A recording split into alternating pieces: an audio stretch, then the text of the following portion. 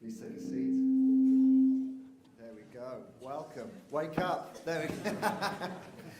Let me add my welcome. My name's Andy. I'm one of the pastors here at City Gates, and it is really fantastic to have you join us for this carol service. And I just want you to imagine you get a knock on the door, and you open it, and it's one of the team from the People's Postcode Lottery. And they have an envelope, and it has your name on it, and it's addressed to you. The camera's filming as you pull out the card, and inside it tells you how much cash you have won, and it's all tax-free. Could be thousands. I was reading descriptions of how people responded to big wins across the country. Some people were delighted in Dorchester. There was some jolly in Crawley. Doesn't quite work. Others were ecstatic in Exeter. Your name is on the envelope and it's addressed to you. Imagine it happened to you. What would the caption say if it happened to you? Swooning in Sprouston, dancing in Drayton, going nutty in Norwich. Yeah, thank you. Let's be honest, an injection of free cash would be really handy right now to pay for the cost of living. You know, for many of us are facing really tough times. It would be transformative. A gift of cash addressed to you would bring relief and help for a time until it runs out. Friends, have you realized that when it comes to God's gift of Christmas, it's addressed to you and it's a gift that lasts forever? See, as we gather tonight, it's as if God is knocking on the door of your life and he has extraordinary gift and it's addressed to you. See, the shepherds were the first to hear the breaking news, and what they heard changed their lives back then 2,000 years ago, and it can change our lives here tonight. You see, they were crowded around the campfire, warming themselves in the middle of the night when the floodlights came on, lights like they had never seen before. And I imagine as their eyes adjusted to this brightness of the light, they saw an angel with a message for them. And this was their message. This was his message. Look at this. Luke 2, 10-12. Do not be afraid. I bring you good news that will cause great joy for all the people. Today in the town of David, a Savior has been born to you. He is the Messiah, the Lord. And this will be a sign to you. You will find a baby wrapped in cloths and lying in a manger. See, this angel has a message from God, and it's not just for the shepherds, it's for us. And there are two aspects of it worth dwelling on. And the first one is this message is reliable. It's a reliable message. You can test it. Now, I'm just aware we're here and we're talking angels and babies and shepherds, and there's a temptation for us to put it in the same box with Winnie the Pooh and the Tooth Fairy. But what we're dealing with here is history. It's real people, it's real events. At the start of Luke's account of Jesus' life, we read this, Luke chapter 1. This is how he describes his book. Many have undertaken to draw up an account of the things that have been fulfilled among us, just as they were handed down to us by those who were the first eyewitnesses and servants of the word. With this in mind, since I myself have carefully investigated everything from the beginning, I too decided to write an orderly account for you, most excellent Theophilus, so that you may know the certainty of the things that you've been taught. What the most up-to-date scholars reckon that Luke's gospel was written down between 56 and 58 AD. It's about 25 to 30 years after the events that had happened. And he's very clear. This has come from eyewitnesses. He's carefully investigated it. He's talked to anyone and everyone who were there, probably including shepherds. You see, as we come to Christmas, we are not coming to a fantasy story. This is not a long time ago in a galaxy far away. We're not coming to Chinese whispers either. These are not events that have been written down hundreds of years after they actually happened. So Jesus went for a swim, and 100 years later, it turns out he walked on water. Jesus turned up to a wedding with a flask of Ribena before it was invented, and hundreds of years later, it became water into wine. Now, that's not the case. This was written down in the lifetime of people who were there, who saw it, who heard it, who tasted it, who touched it, who could say, it really happened. Real people. Real events. I'm aware I'm saying that, and you might just say, wow, but a choir of angels, really? The supernatural? And to that we want to say, look, if God became one of us, wouldn't you expect a few abnormal things to happen? In fact, wouldn't you question it if nothing extraordinary happened? See, this is reliable. You can test it. In one of the previous churches that I worked for, they used to run Hope Explored type course. And at the start of this course, they just give people an opportunity to say, look, why are they here? What are they hoping to get out of it? And I'll never forget one where one chap said this, middle-aged guy. He said this, I've been given 6 months left to live. I've got incurable cancer. I like the message. I need to know if this is true. So you can test it. You can see if it's true. You know, I wonder for you, if you've ever read a copy of the account of Jesus' life as an adult. Maybe you did it as a youngster at school, but you haven't looked at it since. Well, look, take a copy away. It'll take you a couple of hours. You could read it over Christmas. Or why not come on that Hope Explored course? 3 nights, interesting people, really interesting discussions. What's not to like? We'd love you to come along to that. You can sign up on the website, or there's information in one of these books. You see, this is historically reliable. But it's not just reliable. It's not just something you can test. It's also wonderful.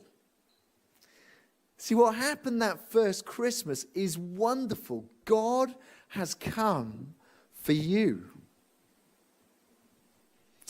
We know names and titles matter.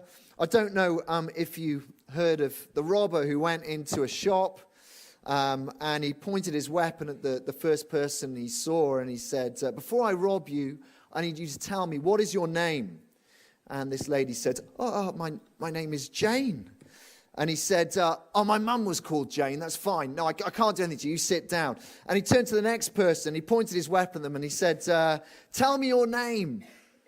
And he said, my name's Dave, but my best friends call me Jane.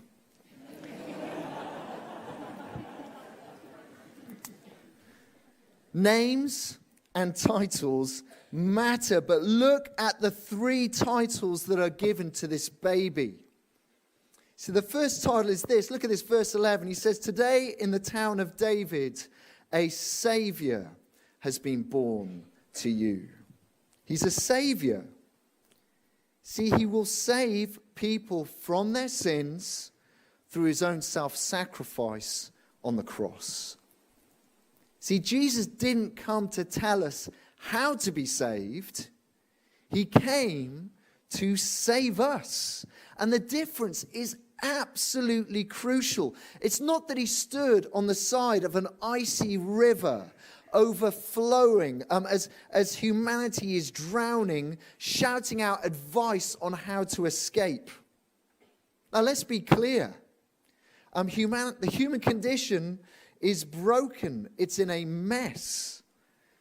It doesn't take much for us to realize that there is a lot of rot in society, and often we find that rot is deep inside each of us. We know when we're honest with ourselves, we are drowning. And Jesus isn't there shouting, Swim harder. Do a Wim Hof and tough it out. You know, that's what so many religious systems or many beliefs or secular advice is. It's save yourself. See, Jesus doesn't come to tell us how to be saved. He dives into the cold, dark water to lift us out of our sin and death and the righteous judgment of God that we all deserve. He does it by his own death for our sin. You see, this baby is a savior. But also, did you see the other thing here? He's not just a savior, he's also the Christ. He is the Messiah. See, Christ is the Greek, Messiah is the Hebrew, but both mean the same thing. He is the King.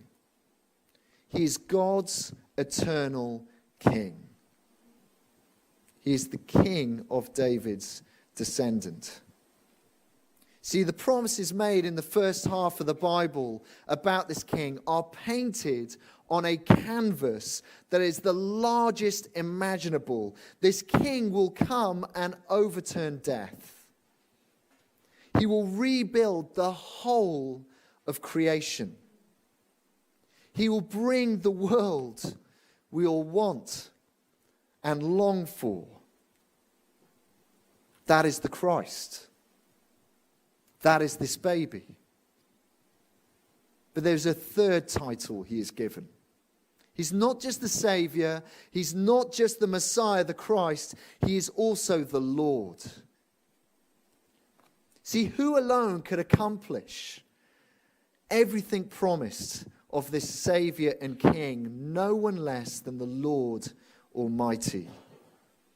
Only he can deliver what we long for. The eternal salvation, his never-ending rule. It's utterly remarkable that this Savior, King, and Lord is there, gurgling in a manger. Who has he come for? Who has he come for? Just get that verse back up. Verse 11. Flip back. Today, in the town of David, a Savior has been born to you. He has been born for you. See, I think the remarkable thing is not that angels turned up at all. It's who the angels turned up to. And it wasn't the king. It wasn't the multi-millionaire footballer. It was shepherds. And shepherds were people you probably didn't want to meet down a dark alley. They were tough. Actually, they were social outcasts. They were nobodies, and yet they were the first to hear. God has come and sent a rescuer for them. And if he sent them for them, he sent them for all of us. A friend was telling me about someone they knew, and every year they would put their Christmas cards back in a box, and the next Christmas they would put them back up because they wanted people to think they had friends. Now that's tragic, isn't it? But there's a little bit of all of us that can relate to that. Moments where we think, does anyone actually know me? Does anyone care for me? Well, the baby at Christmas says, God knows you, he sees you, he loves you, and he wants to rescue you. This baby, as we're sat here 2,000 years on in Norwich, 2022, is for you. It's to you. It's as if God is knocking on our door and he is saying, I've come to rescue you from sin and judgment so you can know the living God and be part of my forever kingdom that death can never take away. You know, one of the joys of this time of year, if you've been in Norfolk for any time, is going up to Horsey Gap to see the seals. Have you done this? If you haven't, you need to get there. Some friends came up from London last weekend. They didn't want to see us. They wanted to see the seals. There's a whole colony of grey seals, and they come onto the beach between November and January. They give birth to tons and tons of these little pups. And there is one of these cute, gorgeous little pups. Look at them. Well, we met some pup rescuing people when we were up there. And they said the thing about these pups, let's keep that picture up, because people don't want to see my face. They want to see the pups. They said the trouble with these pups is they can often get caught in these rocks. And the real issue with that is when the sea comes in, because they haven't shed their fur, they can't swim properly and they drown. And so these pup rescuers come up, and we had a chat with them. And they have the biggest gloves I have ever seen. They were like Kevlar. They were incredibly thick. And they're these huge plastic guards over their fingers. And I said, why do you need them? And they said, those pups are evil. You go near them and they will bite you. And they're full of a whole host of diseases. You will not do well if they bite you. See, here are these pup rescuers coming to the rescue to a bunch of pups who don't want to be rescued. They don't know what's best for them. See, the tragedy of Christmas for so many of us is we are just like those pups. God has come to rescue us in Jesus. And either we think we can do it on our own, we don't need him, we're going to be fine for God, we'll certainly get to heaven, it's okay, I don't need you. Or we ignore him. And God says, don't be a fool. I'm knocking on the door. I've come for you. Will you come to him? See, that is the joy that can bring the greatest joy of Christmas that could ever be. Coming to know Jesus as your Savior and King and friend. He's knocking on the door. Will you come? Let's bow our heads.